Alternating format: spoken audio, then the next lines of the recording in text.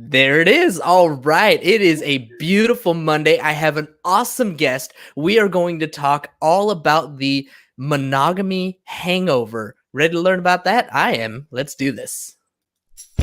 Practicing Polyamory, real-life perspectives from the imperfect people of polyamory. The mission of the Practicing Polyamory podcast is to provide a platform for all of the real-life, flawed humans that practice polyamory so that we might all learn from one another and grow as a community. Enjoy the show. All right, here we go. It's a beautiful Monday. Welcome, welcome, welcome, everybody. As always, before we jump in and chat with our awesome guest today, I want to quickly remind everybody to please follow the show on all our social medias at Practicing Poly A. And if you're listening to us on iTunes, Spotify, Stitcher, any other podcast app, please subscribe, leave a review wherever it is that you download the pod. Also, if you want to support the show, please send me a DM on your favorite social media and ask me about your malpractice or errors in emissions insurance. I'm an insurance guy. I can help you out. And as always, I want to remind you, if you're listening to this podcast, you are a welcome guest to be on the show. If you're actively polyamorous, polyam curious, or a professional serving the polyamorous community, I want to hear your story. If you're disabled, BIPOC, pan, bi, demi, gay, straight, sex worker, kinkster, queer, lesbian, trans, NB, ace, arrow, whatever it is, I want to hear your story. The more stories we hear, the more the world learns about us, the more representation we have, and the better we can serve our community. All right, that's the intro spiel. And now, ladies and gentlemen, the best part, we get to introduce our guest. Today's guest is a well-versed relationship coach who absolutely loves what she does. She's committed to making space in the world for people to express their deepest desires and to live and love in healthy ways. And that starts with the realization that the primary relationship is with your own self. And she teaches her clients to radically embrace the mess and leads them to craft and co-create the relationship landscape that excites them every day. Now, our guest created the Monogamy Detox course, a course for social misfits, cultural rebels, and relationship radicals where she dismantles the perfect relationship fantasy and helps people recover from their monogamy hangovers. We're going to talk about that today. As we break away from our monogamous culture and navigate a new landscape, it's easy to get lost. Today's guest knows that open relationships are challenging, confusing, and messy, even at the best of times. And she's here to empower you in your journey to embodied, authentic, joyful, and loving radical relationships. Joining us today from Radical Relationship Coaching, welcome to the show, Mel Cassidy.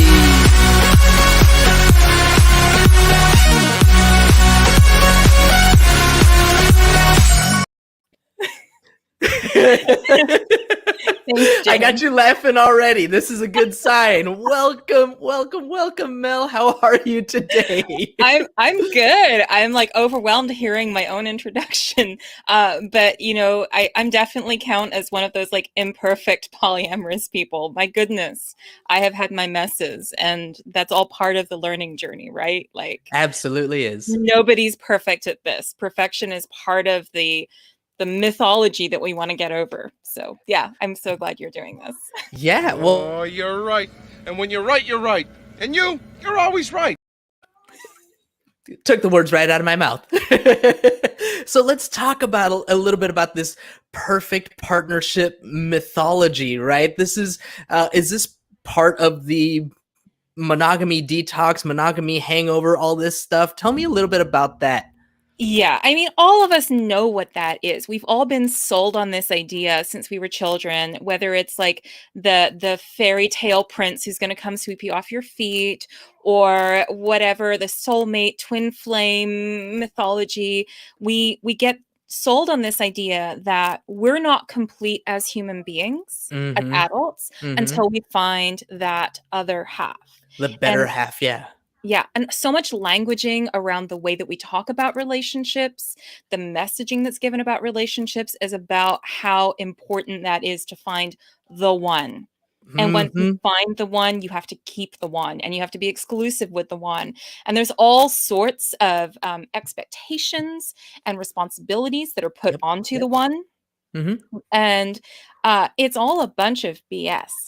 Who knew though? I mean, to be fair, I feel like I'm definitely one of those, right? I grew up believing in the one. I always thought Tara says, ugh, better half. Yeah, exactly. The better half, the you complete me, the you're my everything, all this stuff. And you know, I definitely grew up on that. I still love country music, and so many country songs out there are all about, you know, the one girl and how she's everything. And there's like some songs that, you know, uh, I've already forgotten every woman but you know, and it's like we have this expectation. For me, I definitely had that expectation that the one is supposed to cure everything and make everything better. Right? And Yep. that's painfully untrue. Yes? Oh yeah. Yeah. I mean, my teenage playlist was all like Alanis Morissette on one side and Enrique Iglesias on the other. And it's like the like Enrique Iglesias Jr. and like all the like, you know, you're the one I run to, you're gonna fix everything, Mhm, all of mhm. that. And you know, we pursue that. But you know, when we start to explore non-monogamy, we get confronted with how that story is just a story and it's Right. not the only script that's available. Mhm. Um, and you know, as much as we get told that like you're going to find your one person, it's going to be this perfect partnership, you're going to feel safe and secure and stable forevermore because you have this special person in your life. Um, when we explore non-monogamy, that gets challenged. Absolutely. And that can be terrifying. Mm. That is so scary, whether you are going from having a closed monogamous relationship opening up or you're entering into non-monogamy as a solo person.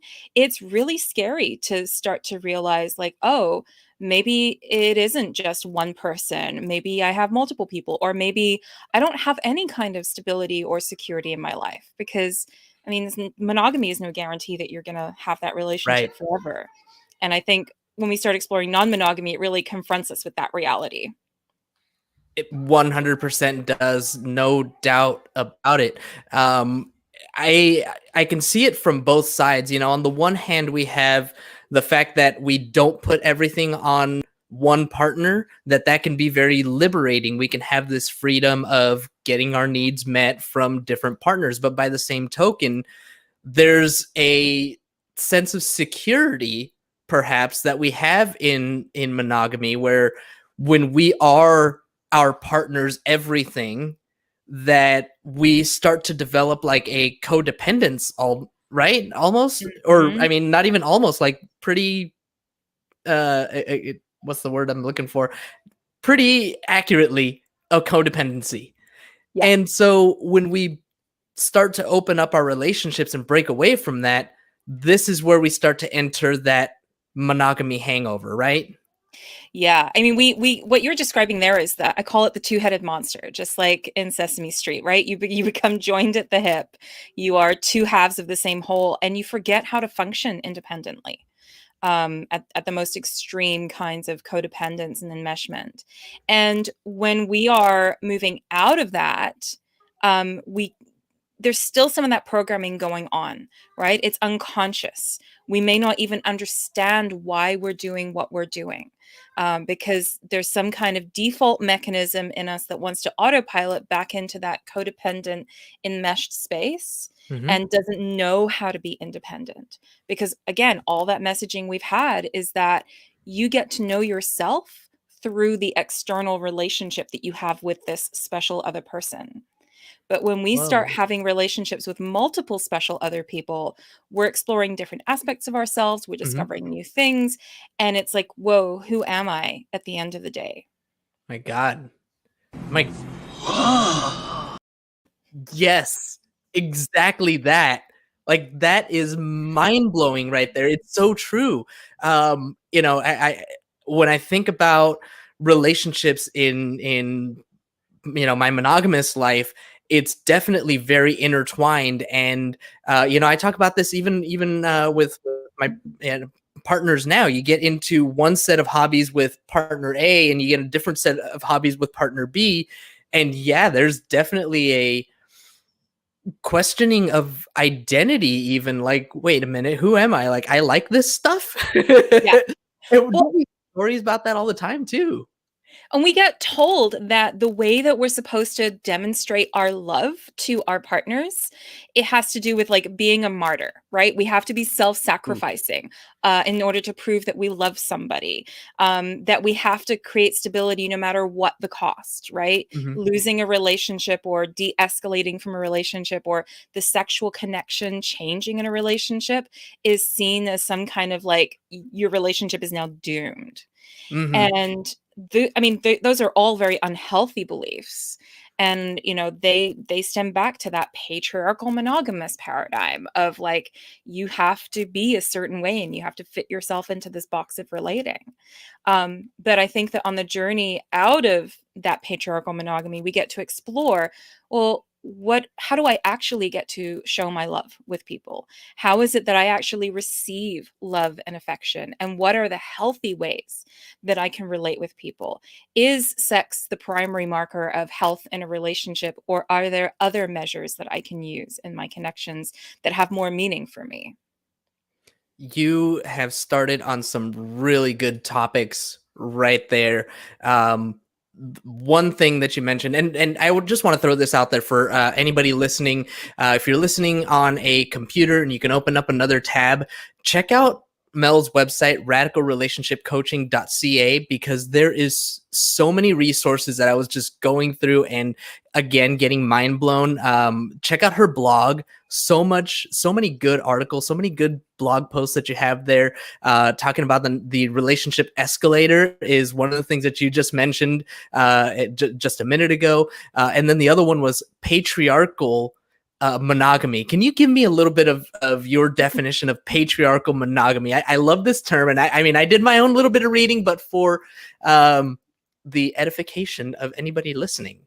Yeah, when I started to talk about this, I would talk about toxic monogamy, and I had some people get really mad at me because they're like, "Not all monogamy is toxic." And I'm like, Mm, "Well, yes, it's true. There's a healthy, conscious way to do monogamy, and what is that?" And I started to unpack like what are these toxic, unhealthy aspects that I'm looking at, and they all stem from that patriarchal dominance culture paradigm. So the idea that we can own one another in relationships, that agency gets lost in a relationship, that you have to stay together forever, right? These are all the sort of traditional, rigid, you everything is now written in stone once you are in this relationship forms of monogamy. And we can trace that back to the patriarchal traditions of Europe and the Middle East and other places. But there is something very specific about the flavor of patriarchal monogamy. I think about how that shows up for us today in things like purity culture, right? mhm, That's an extreme form of patriarchal monogamy where sex is so stigmatized and repressed. And there's very, very specific messaging about the role of sexuality as being only something that you share with your single partner that you have for life, and mhm. then it's only for procreation, right? So there's many different ways that patriarchal monogamy can show up, but it's that very deep scripting around heteronormative, cis-normative roles of relating.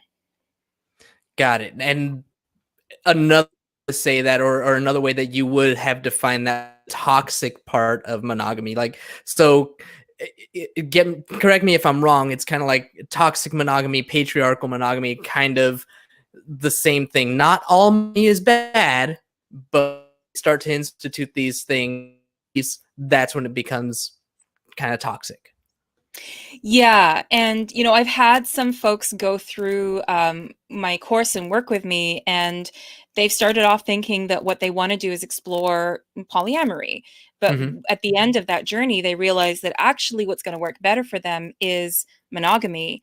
But they've now got tools to do monogamy in a way that doesn't subscribe to that patriarchal model.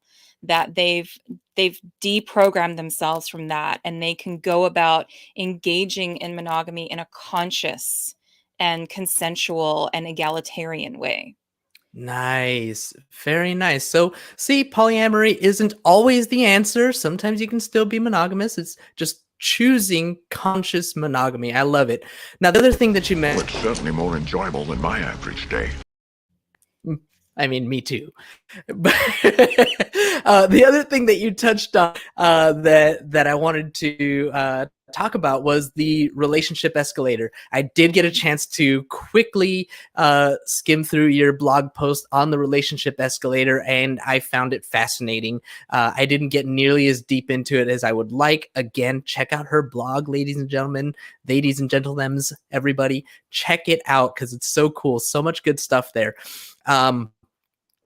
But talking about that escalator and detangling ourselves from me to a point we don't have to subscribe to the relationship escalator. Can you tell me, we could read your blog, that's one way, but tell me a little bit, for anybody who just wants to kind of listen in, your thought, the relationship escalator and building lasting intimate relationships without subscribing to it.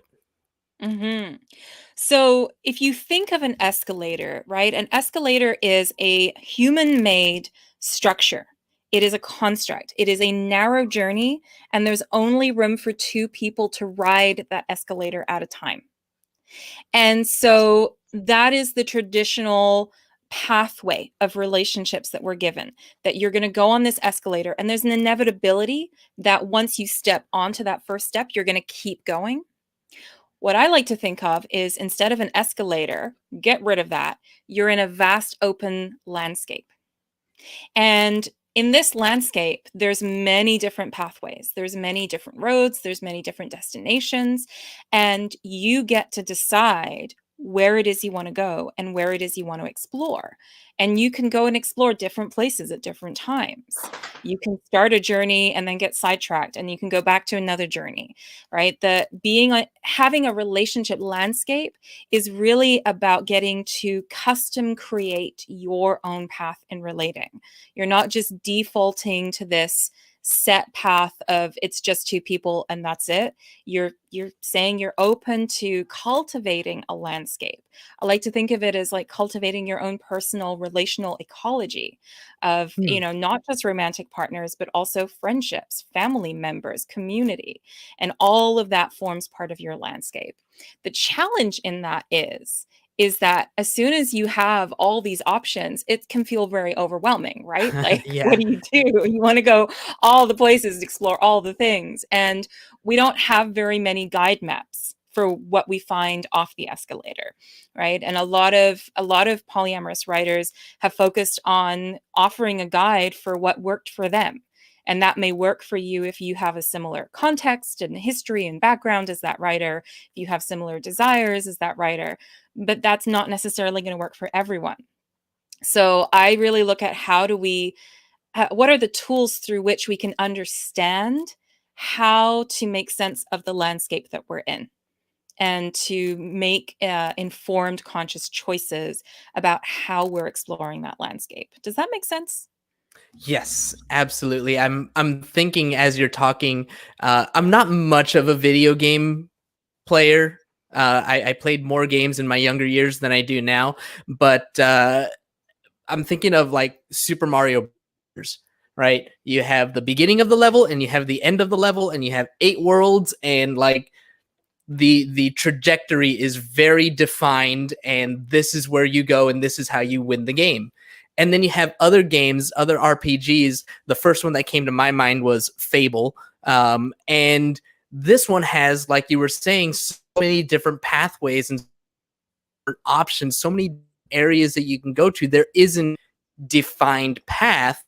And in Fable, I remember you could choose to be bad and like go out and kill chickens because you're just an evil person, or you can and like all of the people, and like there's different consequences for each of these different actions. But I mean, how I think of it, super it down and simplify it for myself. Does that I work? think that's a great analogy. Yeah. All right, I got one. Think it means what you think it means. I hope so. I love it. there are a lot of things that I found absolutely fascinating about you as I was reading your bio. I didn't leave it open, but anti-racist, anti-colonial, and pro. Can you tell me a little bit about yourself? These social issues that you are passionate about, and where does that come from? Yeah. So my own personal journey in the last few years has been a lot about unpacking my identity and how I take up space and what are the pieces of trauma that I hold from my ancestral lineage. So I'm white presenting and I am femme presenting, but as a person, I am gender queer. And my ancestry and my mother's line are 6 generations of refugees. We are displaced peoples.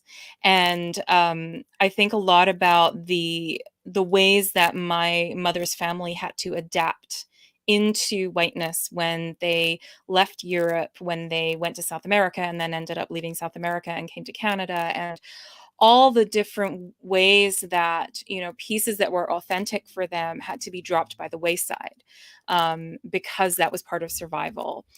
For myself, I have the privilege to have had an amazing education because my father was English.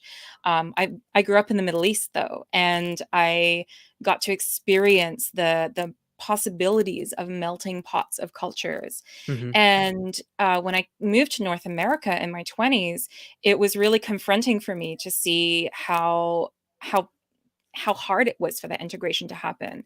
And then I started to realize how that was the legacy of trauma.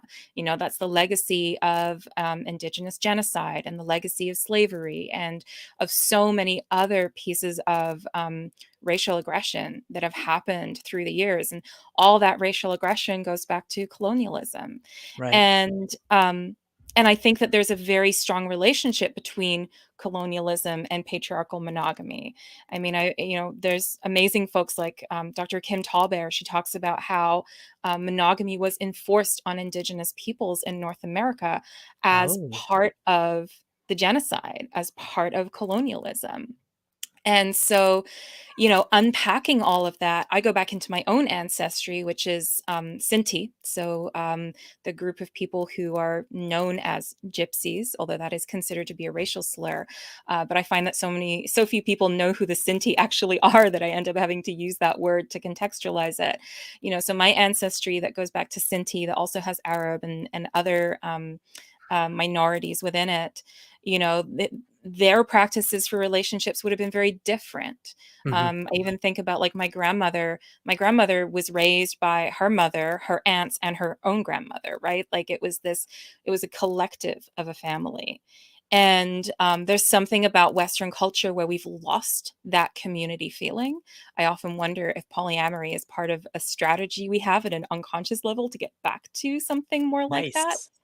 Nice. But for me, like my own path in myself, my own healing journey has been a lot about unpacking what are the pieces of colonialism that I internalized through having gone through the British education system and through my own ignorance, and what is actually the truth of the ancestry that I carry. How do I heal this intergenerational trauma? You know, both my mother and my grandmother were survivors of Nazi war crimes. And so there's like stuff that's right there within living memory in my family. Um, and all of that influences who I am and how I show up in the world. And I could probably talk for hours about um, but it's the more that I've done on that, the more I realize like this is something that I need to not hide in the shadows. This is something that I want to be present in how I do because it's important to my values and it's important to who I am as a person. And when I show up as a coach, I'm showing up as all of me. And so I want folks to know that and understand that. And I am very passionate about advocating for things like consent culture and somatics and working on a trauma informed perspective because these are all crucial for all of us to be able to heal the intergenerational trauma that we carry and to heal relationships. right? This is the primal trauma we have, is the separation, the disconnection from one another. And that, Mhm. that often plays out in our intimate romantic spaces, but it isn't exclusively played out there, right? We see it happen in communities, we see it happen in friendships, we see it happen with strangers on the Mhm. internet, in Yeah. chat Yep. forums, in the comment section, right? So Closest families. Yeah. and so learning how to have a trauma informed approach is part of how I've learned to heal that for myself and learned better ways of engaging with the world around me. But it's also helped me be better in my own polyamorous relationships. And so I've taken that and I now work with that with folks in learning their own pathway in non monogamy. Because this goes back to that monogamy hangover, right? Monogamy is this powerful strategy, maybe not effective, but a strategy all the same for safety and security and stability. And the moment we take that away, we run the risk of being traumatized because Mhm. it is overwhelming. And so, how do we support ourselves from an experiential level? Supporting our nervous system, supporting our soma to have a grounded, supported, nourishing experience as we get to explore new things. These are the things that I get really excited about. Well, then I asked the right question. You did. It was really good. No, the taking away the veil of monogamy, taking away the foundation of monogamy, it really does force anyone who's exploring something other than monogamy to become more self-aware. And those things that you're talking about is, I mean, I can hear it, I can sense it. It's a very, very I don't know what it's there's a lot of self-awareness there. Like I can just tell, like you know exactly who you are, from your history all the way up till now, and you're very confronting about it. Like you know exactly what the history is, and the things that you want to change, and the things that you want to confront and not allow to be part of your life. And I think it's magnificent. The one thing that I wanted to ask you about, the one last thing that what you mentioned it a couple of times, soma and somatics. I did not get a full understanding of it. Could you give me a 101 on what that is? Yeah, so somatics is a method of relating that combines all the parts of ourselves. So it's about our self relationship. How do we relate between our mind, our body, our heart, and our spirit? And somatics has been very influenced by Eastern philosophical thoughts and spiritual practices. But there's a lot of ways that it gets explored in the Western world today. There is somatic movement, there is somatic experiencing, which is a form of therapy. There is cultural somatics, which goes into more of that, like intergenerational cultural traumas and how we heal that, the cultural body. And there's also somatic sex education, which is focused on how we bring in this mind, body, heart, spirit connection into our erotic spaces. And so I've had the great fortune to study somatics through various different forms. Before I became a relationship coach, I studied theater and acting. And so I got exposed to some Nice. somatics through that. And then I studied bodywork and massage and got to learn a lot of somatics through that. And so, I practice somatic movement. I am studying somatic sex education. And to me, the soma is that glue that combines all the different parts of ourselves. It's that cohesion that we get to feel when everything is in alignment and we're in integrity with ourselves.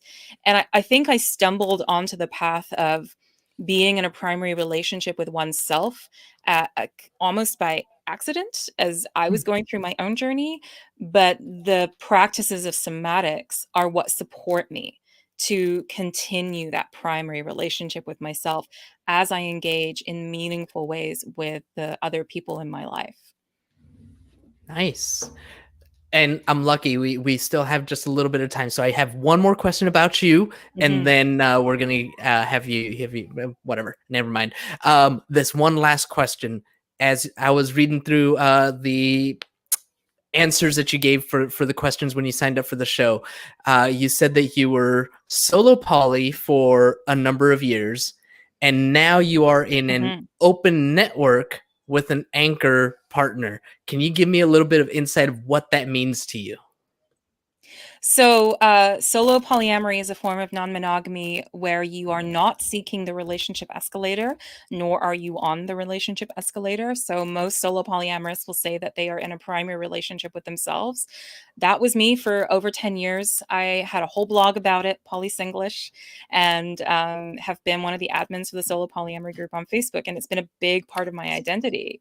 But with the changes in the last few years in my own personal life, and then all the ways that the pandemic has been this like crucible for relationships to pass through, my own relationship landscape has shifted in this really incredible way. And so I now find myself with an anchor partner who is wonderful and is incredible. And I wouldn't go so far to say that he's my soulmate or my twin flame, but we have this like incredible connection, and the way that we nourish each other is really beautiful. And so we've actively chosen to create that as an anchor partnership, and we're still exploring what that is going to look like for us in the long term. But it is, we are as life partners, we are looking at how are we going to live together and nest together and support each other in building our dreams. And so I am consciously choosing to engage in parts of couples privilege, and to engage in a relationship that for some people, they're going to look at it and think that it's a monogamous thing. But we're looking at how do we challenge that? How do we be subversive to those assumptions that people have when they look at us? And the open network part of it? Yeah, so I still have other lovers and people who are important to me in different parts of the world. And so does my anchor partner. He has another partner close to him, and he has other people who are significant in his life. And so it's really about like we are still polyamorous. There's still the possibility of other relationships, but there is this understanding that we are anchored with one another as nesting partners. Got it. Yeah. Mel, it has been so much fun getting to know you. I'm really excited and happy that I got this chance to meet you. Been following you on Instagram, and just there's a lot of good content that you're putting out. For anybody who's listening and anybody who's watching, but specifically listening, would you tell the audience how they can follow you and where they can find you if they want to work with you? Yeah, so on Facebook and on Instagram, you can find me at Radical Relating. I post on both of those pretty regularly. You can also go to my website, radicalrelationshipcoaching.ca, and you can find links there for all my different courses. I've been writing courses online, and I have my Monogamy Detox course that happens twice a year, which is super cool. I could tell you more about it, but go on the website. The next one's coming up, right? Yeah. Next one's coming up, starting up at the end of this month. Please talk about it. April 23rd, it starts. It's a 6-week online course, but you get lifetime access because we're not going to detox from our monogamy hangover in 6 weeks. My goodness, no. So you get to keep having access to it. But you also get to connect with a whole community of people who are on that same journey. And it's very much trauma informed. You get to learn more about somatics, and you get to learn more about new structures and ways of engaging with your wider relationship landscape, basically.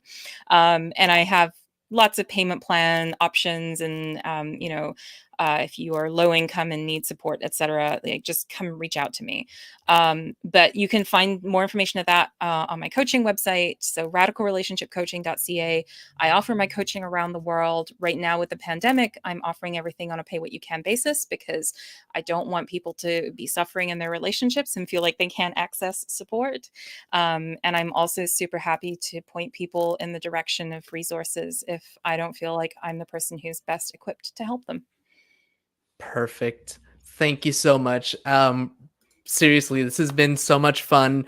I feel honored and blessed to have been able to hang out with you for a little while. So thank you for taking the time. Thank you so much, James. Yeah, you asked great questions. Thanks. Just ask whatever comes to mind because I don't understand a lot of things, but that is what it is. Oh, and thank you again, as always, to our live audience for tuning in.